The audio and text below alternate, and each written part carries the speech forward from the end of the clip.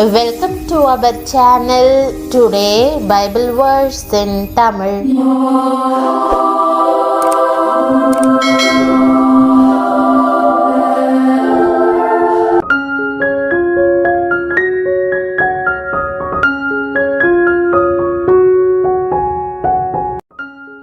இன்றைய வசனம் சங்கீதம் 91:1. கிறிஸ்துவுக்குள் பிரியமானவர்களே, நம்முடைய ஆண்டவரும் இரட்சகருமான இயேசு கிறிஸ்துவின் வல்லமையுள்ள நாமத்தில் உங்களை வாழ்த்துகிறேன். உன்னதமானவரின் மறைவில் இருக்கிறவன் சர்வ வல்லவருடைய நிழலில் தங்குவான் என்ற வாக்குதத்த வசனத்தை இன்று நாம் தியானிப்போம். நாம் பல முறை இந்த வசனத்தை கேள்விப்பட்டிருந்தாலும் அதில் அடங்கியிருக்கும் வல்லமையை இன்று தியானிப்போம். வேலையில் நான் நேர்மையாக இருக்கிறேன், எல்லாவற்றையும் உண்மையாக செய்கிறேன்.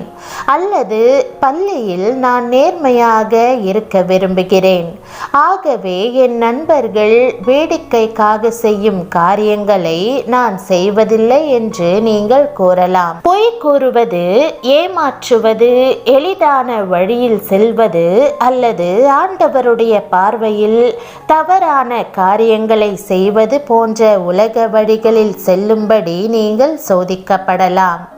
வியாபாரத்தை வேறு விதத்தில் செய்து எளிதாக உயர்வதற்கான வாய்ப்புகளும் வரலாம். லஞ்சம் கொடுப்பது, பணத்தை கையாளுவது உள்ளிட்ட காரியங்களை செய்து உயரும்படி உங்களை சோதித்து வஞ்சிக்க முயற்சிக்கும் வழியாகவும் இருக்கலாம். உங்கள் நண்பர்கள் இதை செய், யாருக்கும் தெரியாது என்று கூறலாம். நீங்களோ அது ஆண்டவருடைய பார்வையில் தவறானது, ஆகவே நான் அவரை பற்றி கொண்டு சரியானதை மட்டுமே செய்வேன் என்று கூறி மறுக்கலாம். இதன் காரணமாக அலுவலகத்தில், பள்ளியில், கல்லூரியில் அல்லது வியாபாரத்தில் ஏதோ ஒன்று உங்களை விழுங்க பார்ப்பது போல நீங்கள் உணரக்கூடும். முன்னேற முடியாமல் தடுக்கப்பட்டிருப்பதை போல, வாழ்வில் உயர முடியாமல் இருப்பது போல, தாழ்மைப்படுத்தப்பட்டிருப்பது போல நீங்கள் உணரலாம். வேதாகமத்தில் தானியேல் இதே போன்ற சூழ்நிலையை எதிர்கொண்டார். தேவனை ஆராதித்து அவர் பார்வைக்கு சரியானவற்றை செய்ததன் காரணமாக அவர் சிங்கங்களின் கெபிக்குள் போடப்பட்டார். ஆபத்தின் மத்தியிலும் தானியேல் உறுதியாயிருந்து உன்னதமானவரிடம் அடைக்கலம் தேடினார். தேவன் சிங்கங்களின் கெபியில் அவரை பாதுகாத்து, சிங்கங்கள் அவரை சேதப்படுத்தாதபடி அவற்றின் வாய்களை கட்டி போட்டார். ஆம் பிரியமானவர்களே, நீங்கள் வேலை செய்யும் இடத்தில், பள்ளியில் அல்லது வகுப்பில் தேவனால் இதே காரியத்தை செய்ய முடியும். அவர் உங்களை உயர்த்துவார், ஜனங்கள் அதை காண்பார்கள். அவர் உங்களுக்கு அற்புதம் செய்வார். தானியேல் சேதம் ஒன்றுமில்லாமல் சிங்கங்களின் கெபியிலிருந்து வெளியே வந்து உயர் பதவிக்கு உயர்த்தப்பட்டது போல் தேவன் உங்களோடு இருப்பதை ஜனங்கள் அறிந்து கொள்வார்கள். தீங்கு நாளில் அவர் என்னை தம்முடைய கூடாரத்தில் மறைத்து, என்னை தமது கூடார மறைவிலே ஒளித்து வைத்து என்னை கன்மலையின் மேல் உயர்த்துவார் என்று வேதம் கூறுகிறது. ராஜா தானியேலை உயர்ந்த ஸ்தானத்திற்கு உயர்த்தியதை அனைவரும் கண்டனர். அவ்வண்ணமாகவே உங்களுக்கு தீங்கு நேரிடும் போது தேவன் உங்களை பாதுகாத்து தம்முடைய வாசஸ்தலத்தில் சுகமாய் காத்துக்கொள்வார். வெயிலின் அருமை நிழலில்தான் தெரியும். கிறிஸ்துவின் அடைக்கலத்தின் மேன்மை அதை ருசித்தவர்களுக்குத்தான் தெரியும். அவர் எத்தனை அருமையாய் நம்மேல் அன்பு பாராட்டி தம்முடைய நிழலிலே நம்மை மகிழ்விக்கிறார். போதகர் ஒரு முறை ஒரு கிராமத்திற்கு சென்றிருந்த போது அங்கு ஒரு சகோதரி சொன்னார்கள், ஐயா, என்னுடைய குடும்பத்திற்கு விரோதமாய் பயங்கரமான செய்வினை வைக்கப்பட்டிருந்தது. அதில் என்னுடைய குடும்பத்தில் உள்ளவர்கள் எல்லோரும் பாதிக்கப்பட்டார்கள்.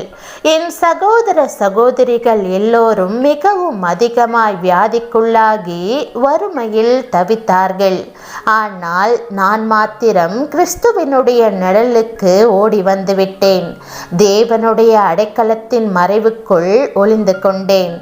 என்னை அந்த சத்துருவினுடைய வல்லமை தாக்கவில்லை.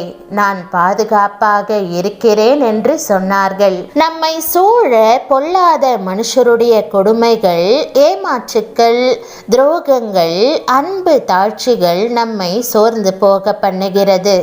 அதே நேரம் நமக்கு நிழல் கொடுத்து ஆதரித்து நம்மை தெய்வீக அனுபவத்திற்கு கர்த்தர் கொண்டு வருகிறார். உன்னதமானவர் தானே தம்முடைய செட்டைகளை விரித்து நிழலை தருகிறவராய் இருக்கிறார். பக்தன் எழுதுகிறான், காட்டு மரங்களுக்குள்ளே கிச்சிலி மரம் எப்படி இருக்கிறதோ அப்படியே குமாரருக்குள்ளே என் நேசர் இருக்கிறார். அதன் நிழலிலே வாஞ்சையாய் உட்காருகிறேன். அதன் கனி என் வாய்க்கு மதுரமாய் இருக்கிறது. கிச்சிலி மரத்தின் கனிகள், வாசனை மிகுந்த பூக்கள், குளிர்ச்சியான இலைகள் உள்ளத்தையும் சரீரத்தையும் இளைப்பார பண்ணுகிறது. உலகத்தில் பல முச்செடிகள் உண்டு, விஷமுள்ள கனிகளும் உண்டு, நிலையற்ற நிழல்களும் உண்டு. அன்று யோனா ஒரு ஆமணக்கு செடியின் நிழலை தெரிந்து கொண்டு எரிச்சலோடு அமர்ந்திருந்தான். அந்த நிழலின் ஆயுள் ஒரே ஒரு நாள் மாத்திரமே.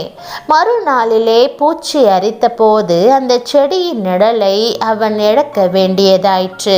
அன்று எலியா ஒரு சூறை செடியின் நிழலிலே மனம் சோர்ந்து படுத்திருந்தார். அதுவும் அவருக்கு நிலைக்கவில்லை. தேவதூதன் தட்டி எழுப்பினான். கர்த்தருடைய நிழல் ஒரு மனுஷனுடைய நிழலை போன்றதல்ல, உலக பொருட்களின் நிழலை போன்றதல்ல, உறவினர் இனத்தவர் நிழலை போன்றதல்ல. கிறிஸ்துவின் நிழல் என்றென்றுமாய் நிலைத்து நிற்கக்கூடிய நிழல். அந்த நிழல் வல்லமையுள்ள நிழல்.